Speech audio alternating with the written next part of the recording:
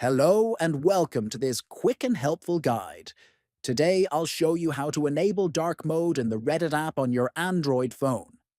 If you prefer a darker look that's easier on your eyes, especially at night, this video will walk you through every step clearly and simply. First, open the Reddit app on your Android phone. Next, tap on your profile icon located in the top right corner of the screen. Then, from the menu, tap on Settings.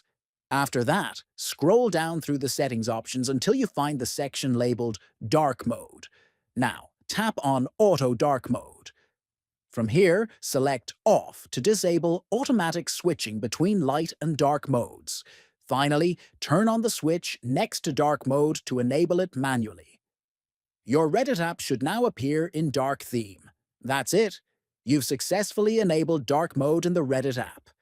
If this guide helped you, consider subscribing for more quick tutorials just like this. Thanks for watching and see you next time.